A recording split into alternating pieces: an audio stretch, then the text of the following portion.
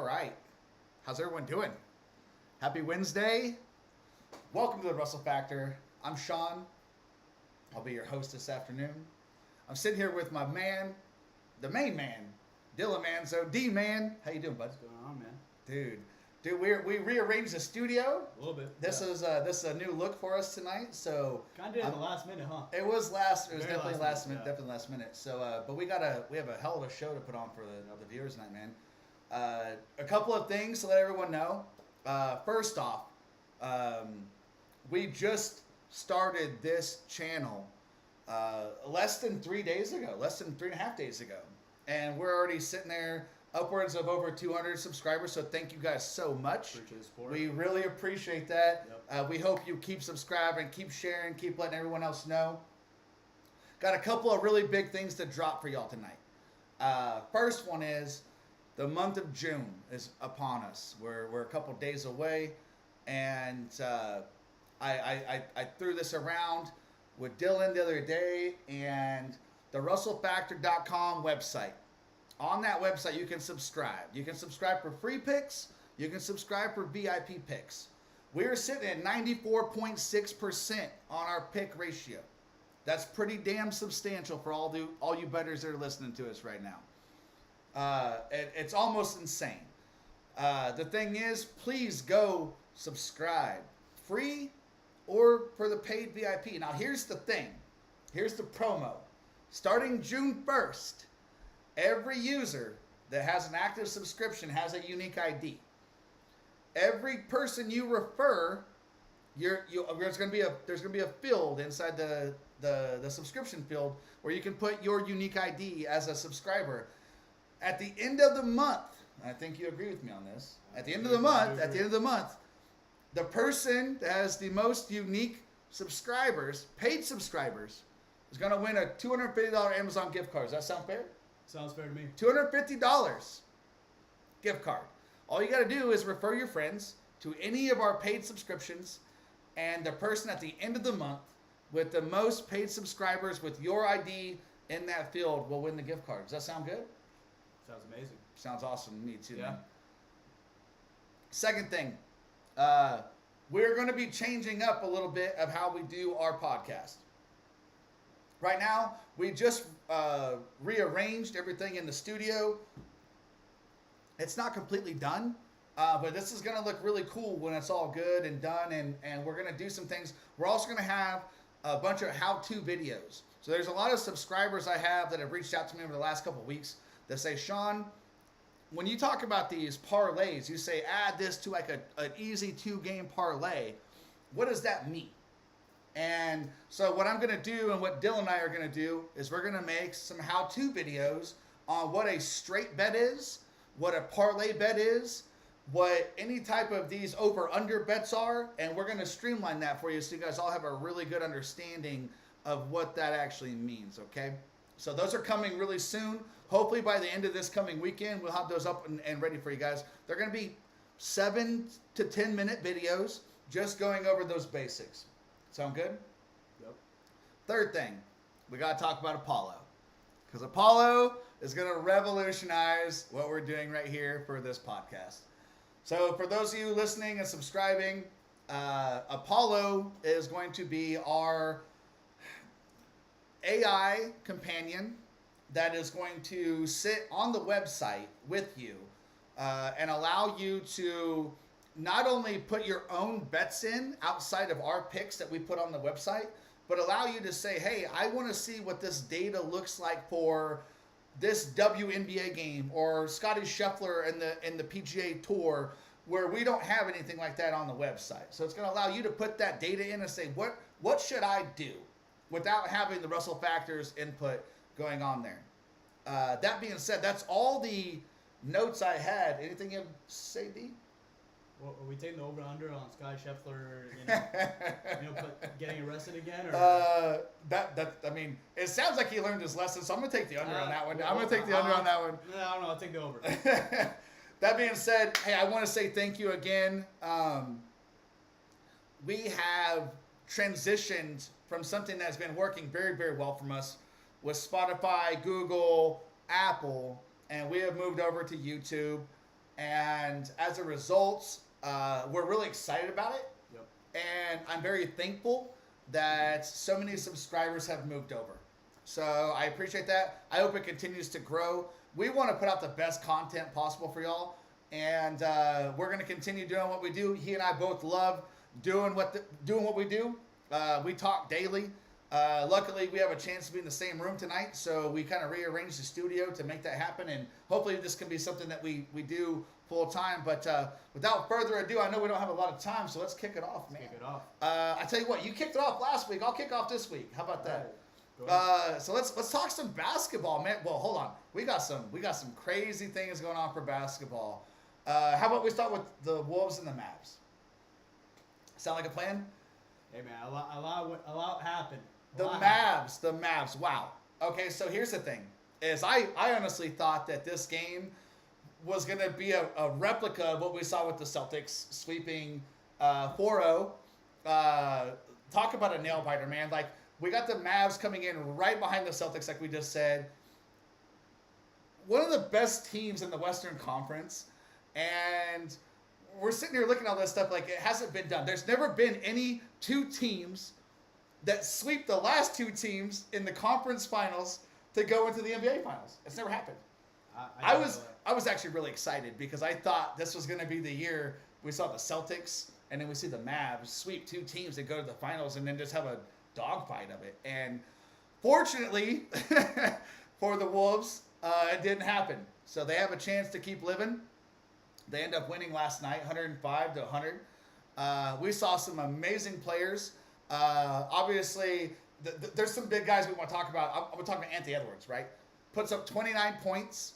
He's 11 of 25, 5 of 8 on the line, and he just propelled the Wolves into keeping this fight alive, right? And then obviously on the flip side of the screen, we got to talk about Luka. Everyone's got to talk about Luka. He put up 28 points, so just behind Anthony, and 7 of 21 on the perimeter, but he also was 10 of 12 on the free throw line. And it's just one of those things. And then you got the main man that everyone's talking about today, Cat, right? Towns, man. He's just clutch. He was the perimeter shooter for last night. 3 of the biggest clutch 3-point shots I've ever seen. 25 points, 4 or 5 on the 3-point line. Just a savage player, man. And I'm gonna leave it at that because I think I said enough. I'm gonna throw the ball in your court. D, what do you think, man? Thank God Carl Anthony Towns actually showed up. The previous 3 games, MIA.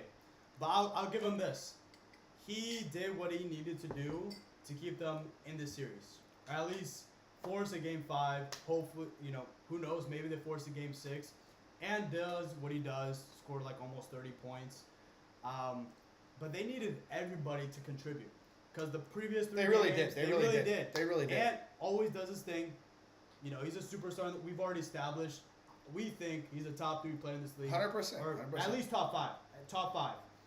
I think the way the playoffs are shaping up now, and I don't mean to interrupt you. I think the way the playoffs are shaping up now, and we're down to the final 3 teams. And when we talked about this 2 weeks ago, we had 6 teams at the time. And I think the way that the playoff series is actually playing out is I 100%. Not only is he top 5, I actually will move him into top 3. Top 4 minimum. He could be potentially top 3, but I didn't mean to interrupt, man. So keep going, man. But to be honest, watching the game, I don't remember where I was watching it. I think I was just at some bar. But watching the game, it looked like it was going to be a repeat of the last 3 games. It was going to be close, and in the last 3 minutes, the Mavs were somehow going to clutch it out. Didn't happen that way. It did not. Because Karl Anthony Towns actually showed up. Cat went off. Actually showed up. Yeah. He actually earned his money, his big-ass contract, right? But millions on millions.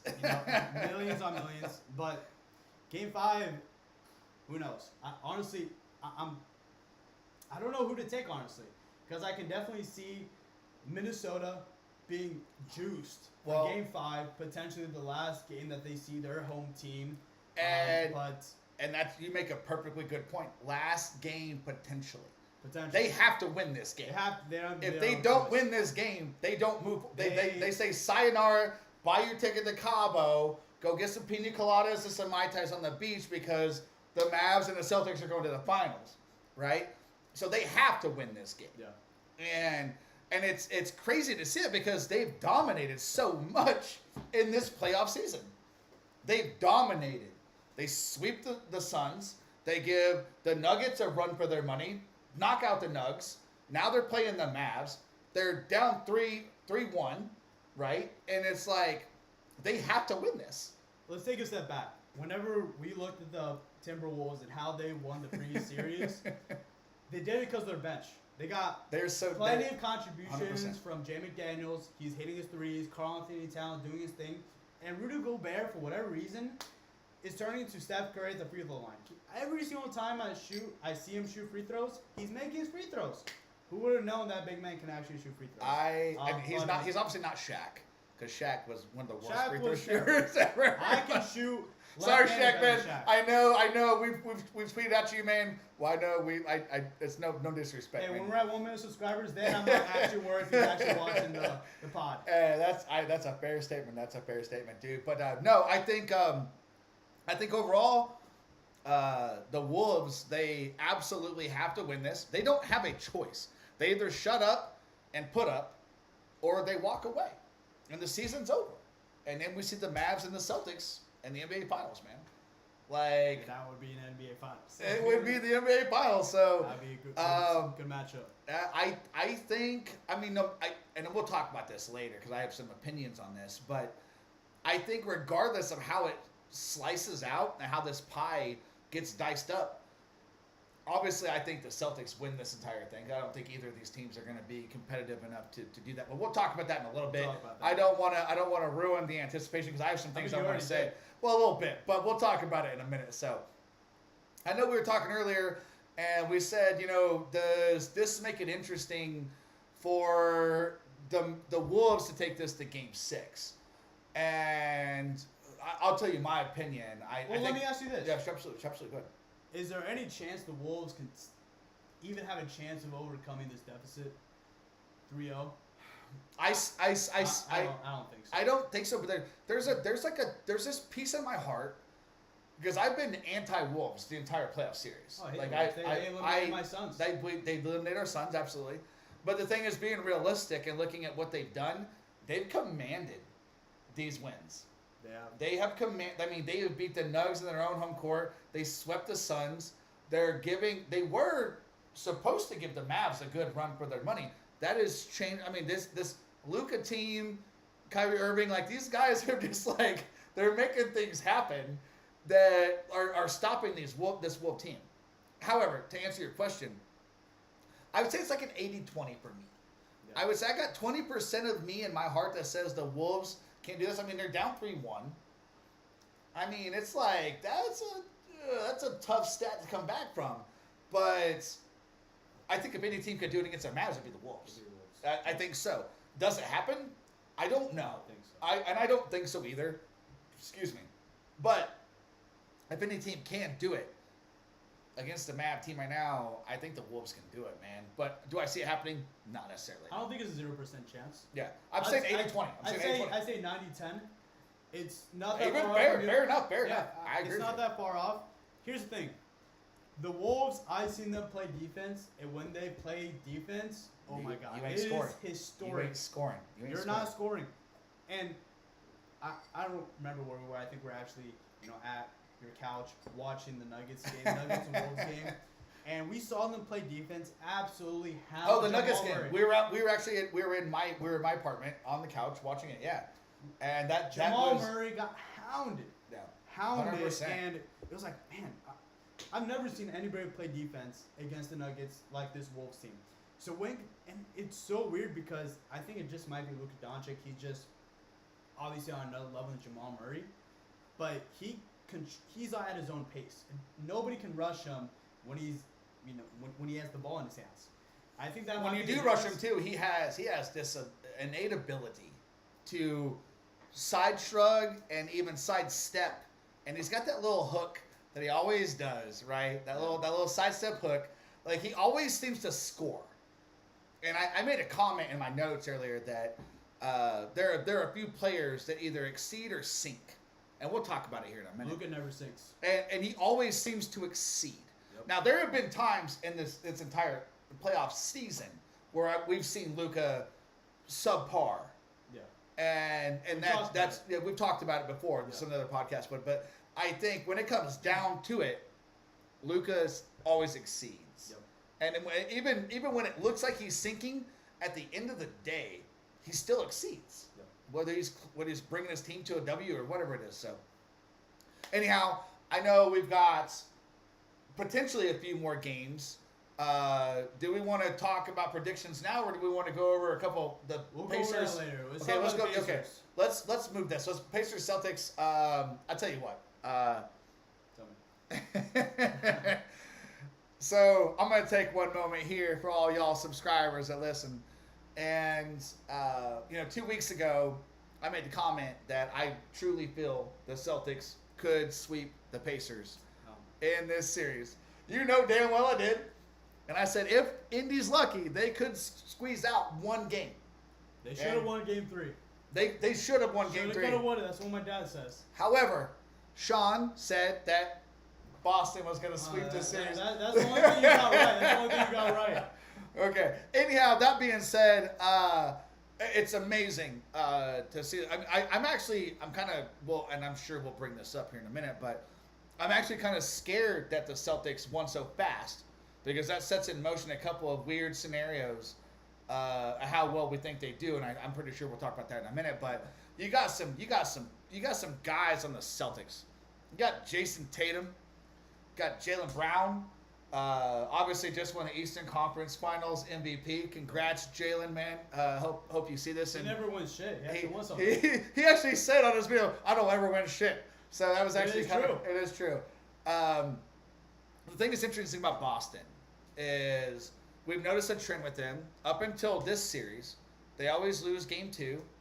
They win Game 1, they lose Game 2, and then they smash the rest of this series. Yep. This series, they just swept it. So that's very interesting to see. But you got these guys like Jason Tatum, Jaylen Brown. They're savages. I mean, the whole team for Boston is just a deep bench team. But, I mean, obviously, those are the two superstars. And you see them, and now they have technically 9 days off. And it's like, how do we see that going into whoever wins out of the Mavs and the Wolves?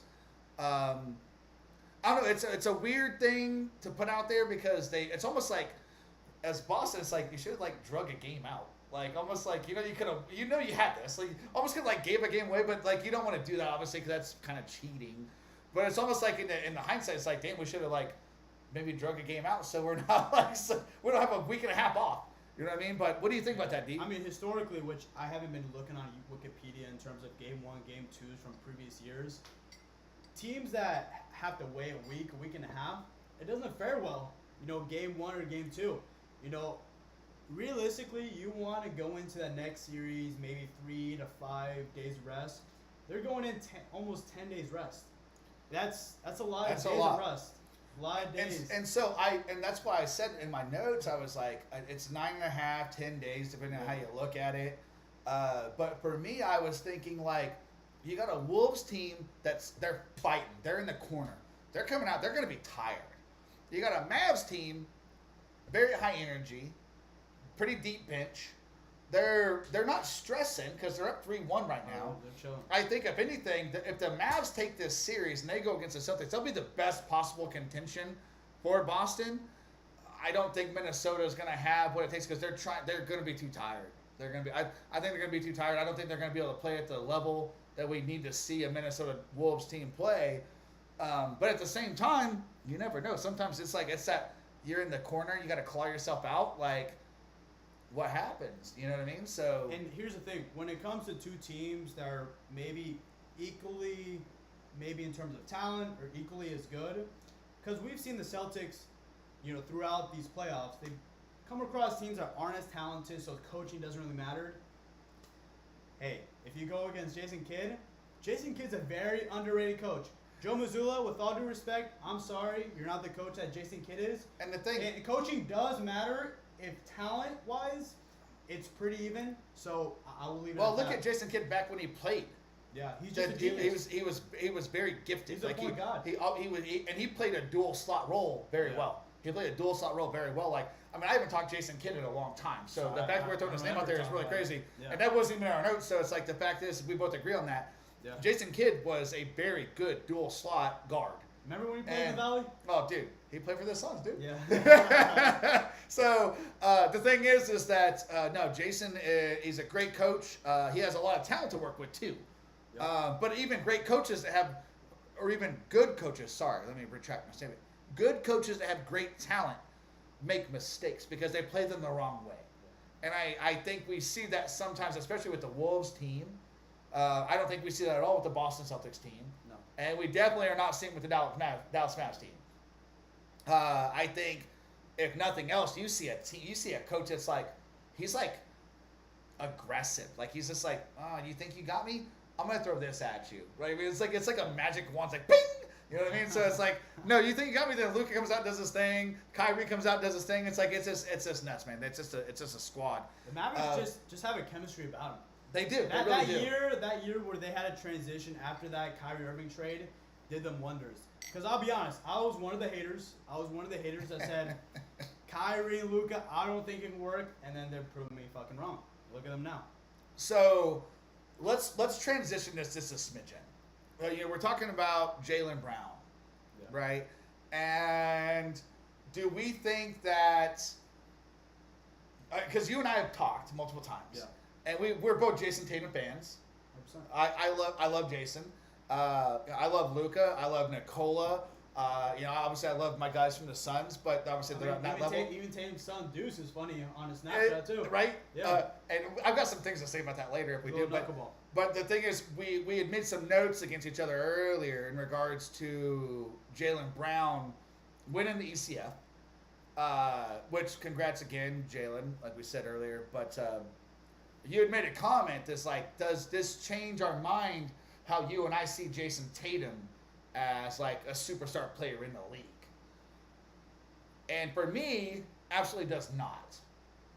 I think, and I'll just summarize this up really quickly, is when you talk about superstar players, the one thing that happens with superstar players is two things. One, you either get a lot of pressure or you get double teamed, right? And I'm sure you'll talk about this in a minute because I think we both on the same page here. And when that happens, there's two things that happen. You either sink or you exceed, like I was mentioning a minute ago. And when you got Jason Tatum, you got Jaylen Brown, you got Luka Doncic, you got Nikola Jokic, you got these supers, you got Kyrie Irving even too, but that you get double teamed all the time.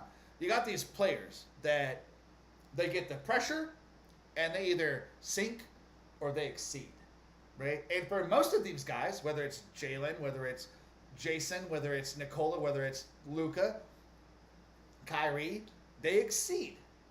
And you have to exceed. You have to carry past that and exceed. And so I absolutely do not think that with Jaylen winning the ECF, does that disregard or downgrade Jason Tatum as being a superstar player in the league. And I'll throw the ball back in your court, D. What do you think? Tatum's absolutely a superstar player. Yeah. What happens when you're a superstar player is that teams W, right? So if teams W, Jaylen Brown all of a sudden got those one-on-one matchups. That's why he's basically able to average 30 a game. I think this is more so we need to start looking Jaylen Brown in a different light. He's just not. Don't get me wrong, he's a star player, but man, he's a hell of a star player. Yeah. Like he's a second option, but damn it, he could be the first option on a different team. But he doesn't want that. He wants to stay in the Celtics because he's on a championship contending team. Yeah. He's making what, $50 million a year? I don't know. I think it's like 65. So I think he's pretty good where he's at in Boston. But man, like, it doesn't change my opinion on Jason Tatum. Well, it's really fucking hard to be double teamed every single time you go up the floor. Well, and I look at it like this. We were talking last week. We were talking about Kyrie Irving, which, by the way, I will find you the man who copied our content, and he said that Kyrie Irving has no problem playing second fiddle to Luka Doncic. It was word for word our content that was on there, just in case anyone was wondering. I saw you on Reddit, and I will find you. But however, the thing those were like identical to our words. It was actually crazy. Verbatim. But here's the thing: is just like we were talking about Kyrie Irving playing next to Luka as second fiddle. I hope you don't steal our stuff again. I feel that Jaylen Brown next to Jason Tatum. I think after this, he's 100% okay with saying I play second fiddle. I mean, you don't win an ECF with playing next to your star player and him not getting it. Sean, you know what makes this interesting is so many people, and I'll be honest, I was included, where I said, you know, I don't know how long Jaylen Brown and Jason Tatum been together on the team, maybe close to 6-7 years, since 2017, and they weren't able to get it done. I'm thinking, I don't know. I don't trust this tandem to get it done, to take them to a championship. I never had that thought. I absolutely I did. immediately thought, damn, this is a squad. I was like, no, Boston's going to take this to the fucking ropes. I'm a hater. I was never on that side. I have always been like Jaylen Brown, Jason, damn, like squad, like hell yeah, let's go. Like that's just But my thing is, they needed to have a squad around them. I'm not and sure. They do. And they do. And my thing is, like, if they didn't have a squad around them, I don't know. Man, I don't know, bro. That makes them different. Luka, don't get me wrong, he has some nice complementary pieces. I'm not taking anything away. Kyrie is a huge help. But Luka doesn't need as much. The thing is, though, here's the thing. If you actually look back throughout the season, without Kyrie, I don't think Luka would have looked as good. And with the center, like I just don't see Luka being as good without Kyrie. Like that's a Batman or Robin. Yeah. Like I think Luka is a fucking phenomenal basketball player. Do not get me wrong. Don't ever degrade him. But I don't think he looks as good as he does, especially the last couple of years, without Kyrie right next to him. As opposed to say a Jason Tatum. Jason Tatum does not need Jaylen Brown to look fucking phenomenal. He does look phenomenal, and he makes Jaylen look phenomenal. They work off each other. They have a deep squad. They go 7 deep. See, I disagree with you. Because Luka went to a conference finals even before Kyrie even went there. True. He made it. But who was his other guard? What? Spencer Dinwiddie? Jalen Brunson? Okay, but Jalen Brunson, that was before it was Jalen Brunson right now. What, you want me to give you flowers for... I'm just saying. Hey, he still had help. Now, does he need it? No, but he looks a lot better with it. So. Well, I'll tell you this. Luka is 1 win away from the finals, so, I mean, Kyrie definitely helps. Yeah, 100%. 100%. I know we talked about this a minute ago, but I just kind of recap it just for the viewers. Do we think that with the Celtics having such a long break, 9.5, almost 10 days, depending on how you look at it, whatever,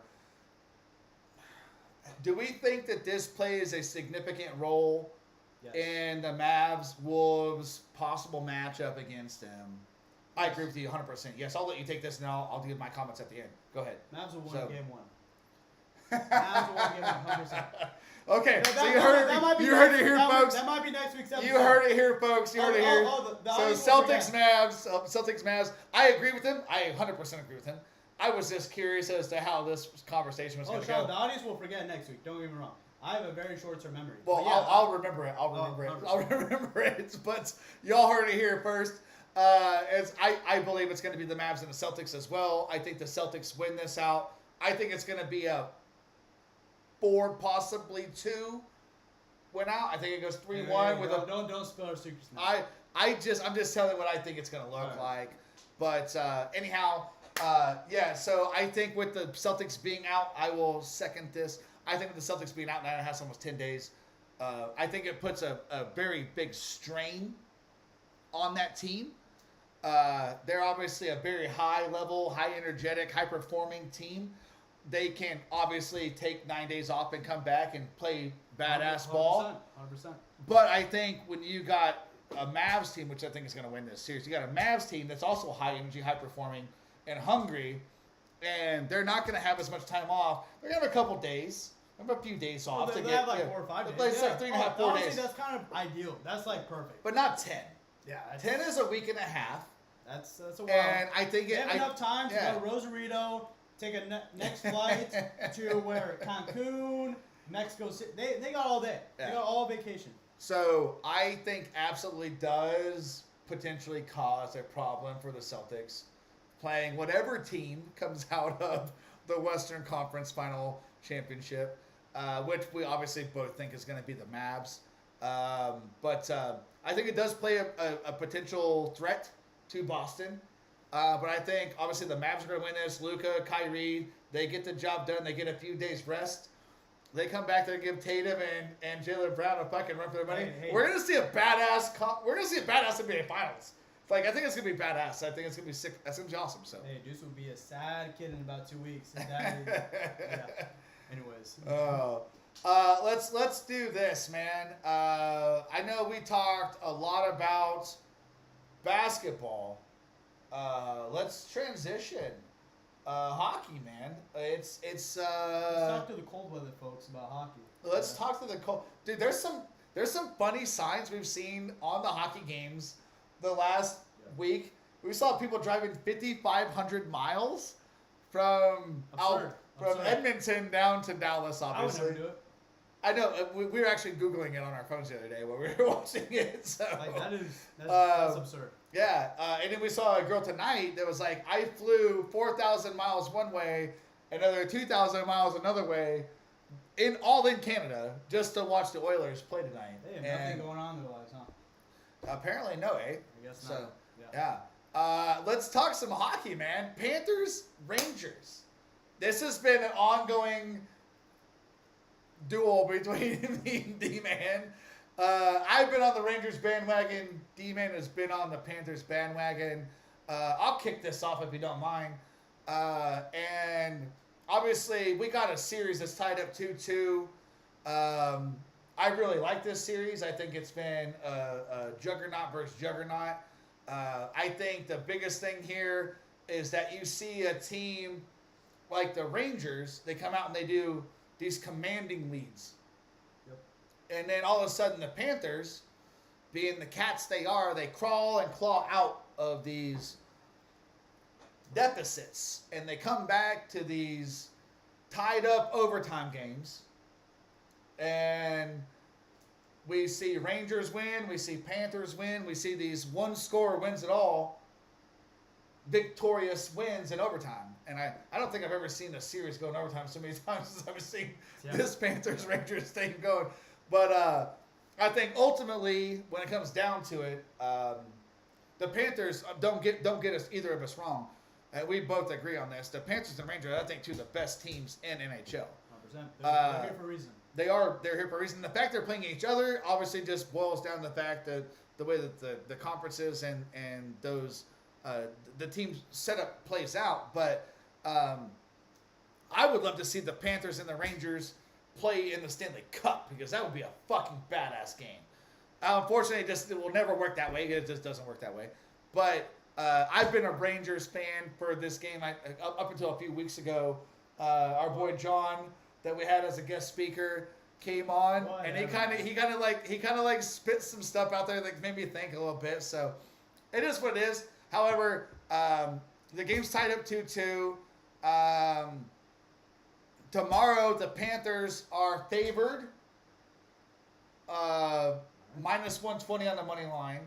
And the over is 5.5, which I think could actually go over that. Yeah. However, I'm taking the underdogs.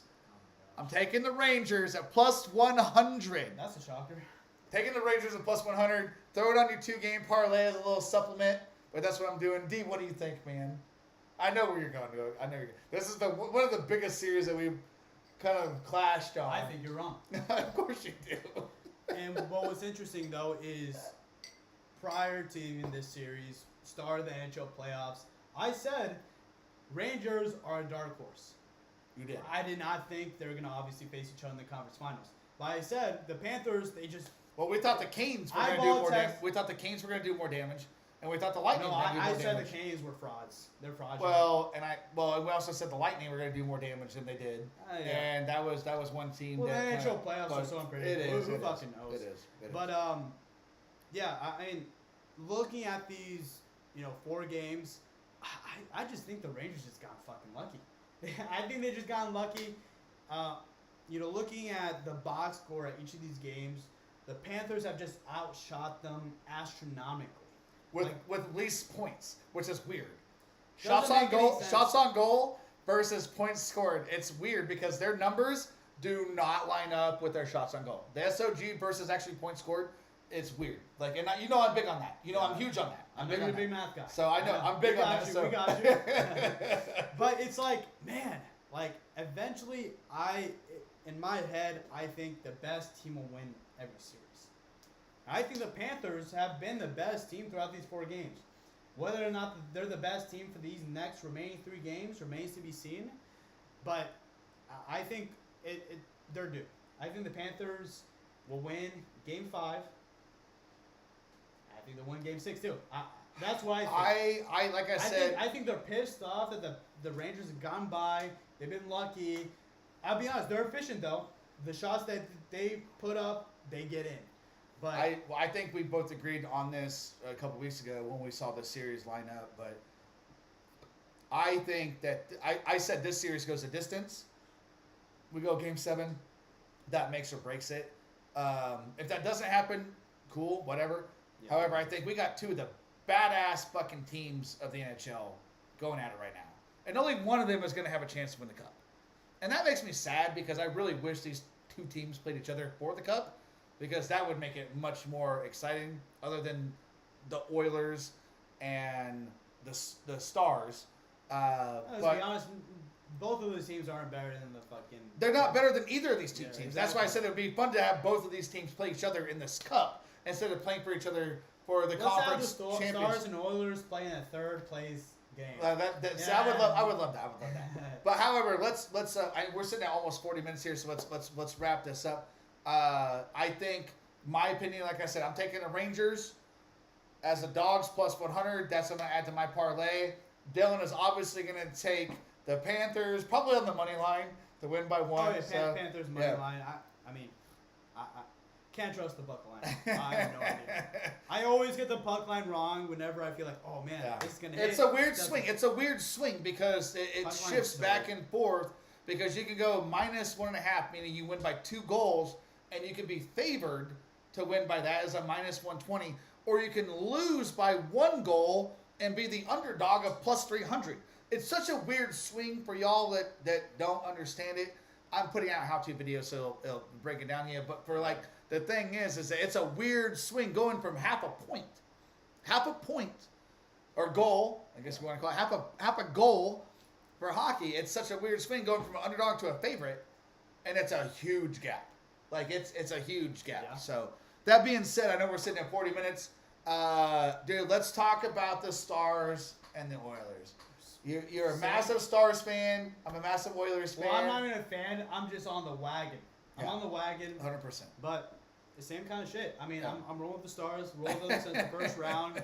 They just seem like always the hungry, resilient team. And I gotta roll Edmonton. Connor McDavid. We've said this before in multiple podcasts. I got to roll with him. I think this, it's been 6 years with Edmonton, 2 years going back to back with potential playoff and Stanley Cup chances. I think this is a year he takes them. Now, does he win it? I think absolutely not. Hell. Because he's going up against either a Panthers or a fucking Rangers team. And we both just said this, but I don't see him going. I don't see the Oilers or the Stars doing anything against either of those teams. I think the Stars have a better chance. Oilers go to Stanley Cup, they get mollywopped by whoever. Mollywopped? Wow. Okay. Yeah. So Edmonton obviously is not going to do anything against either the Rangers or the Panthers. Right now. Let's check the score right now. Let's look at it real fast. Last time we checked, it was 2-2. It's Edmonton 4-2.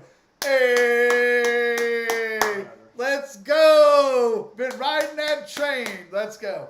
Wow. However, it is what it is. Stars in 7. I think Edmonton takes this bad boy. I've been riding them for a long time. They're up 2 goals heading in the third quarter. When they started, it was 1-1 when we started this podcast. So, anyhow, here's the thing.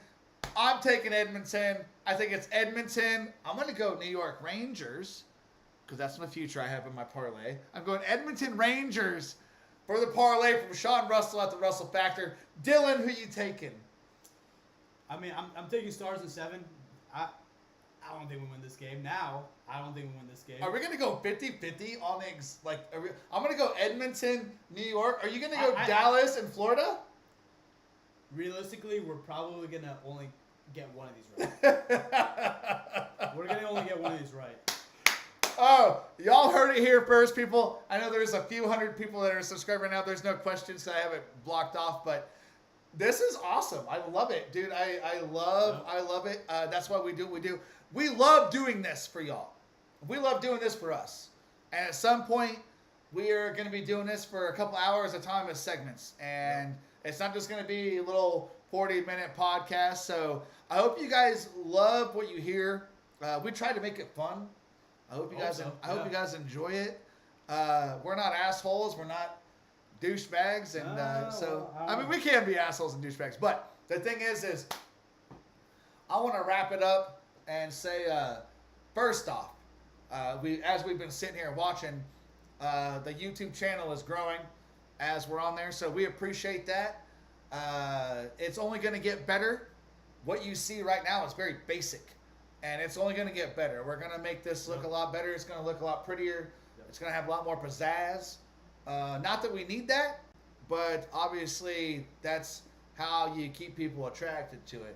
But I want everyone listening to understand that when I started this 4.5 years ago, my goal was to just talk and just like let my feelings and how I feel about things go. And I met my boy Dylan, and we naturally mesh with what we do. And so this being our second YouTube video, I just want to say thank you guys so much. I really, truly, sincerely hope that you guys enjoy what you hear, because we don't take this lightly, and we spend a lot of time doing our notes and putting things together and doing this for you. So, and we're not obviously making any money on these, so it's one of those things. We love what we do. So, continue to subscribe, continue to share. It makes our world, and we look forward to seeing you, your friends, your family on the next episode. Dylan, do you have any last minute words or comments for the subscribers? Hey, appreciate you guys. Super excited, just like Sean was saying, and we just want to improve, enhance the experience for you guys, episodes moving forward. So I can't wait. I love it. We'll see you guys on Friday night. This will be the last Friday of the month, so we will be doing Drunk Sports Talk. So please subscribe. Please listen, follow in, and we'll see you guys Friday night. See you guys.